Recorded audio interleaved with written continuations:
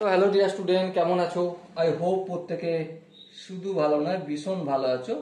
স্ক্রিনের ওপর একটা প্রশ্ন দেখা যাচ্ছে, তাই না? প্রশ্নতে কি বলা আছে দেখো, প্রশ্নতে বলা রয়েছে আমার সাইন থিটা, যদি sine theta plus cosec theta equal to 2 হয়, তাহলে আমাকে দেখাতে হবে sine to the power 7 theta plus cosec to the power 7 theta equal to 2 হবে।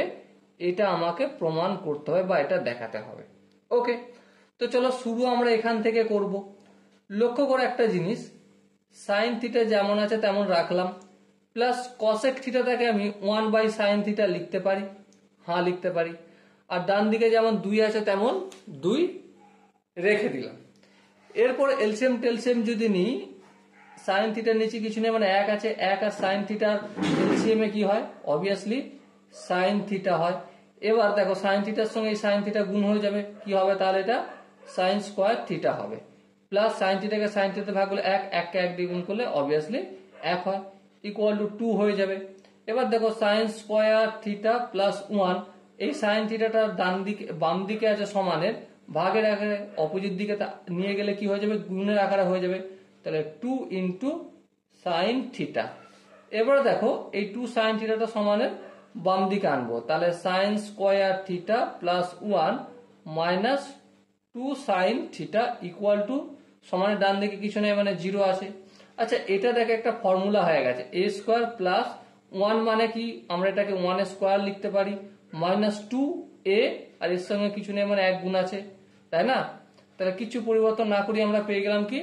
সাইন থিটা মাইনাস 1 তার হোল স্কোয়ারের সূত্র পেয়ে গেলাম। তাহলে এখান থেকে sine theta minus 1 equal to 0, square root করলাম, 0 রুট তো 0ই হবে, আর এখানে স্কোয়ার রুট করলে অবভিয়াসলি স্কোয়ারটা চলে যাবে, আউট হয়ে যাবে, তাই না? তো এখানে দেখো সাইন থিটা ভ্যালু কত? সাইন থিটার ভ্যালু অবশ্যই 1। আচ্ছা, সাইন থিটার ভ্যালু যদি 1 হয়, আমাকে একটা কথা বলো, cosec থিটা এর ভ্যালু কত হবে? অবভিয়াসলি 1/1, সে 1ই হবে, তাই না? সো এখানে ধ্যান দিয়ে লক্ষ্য করো কি আছে আমাদের লেফট হ্যান্ড সাইডে, left hand side sine to the power 7 theta plus cosec to the power 7 theta.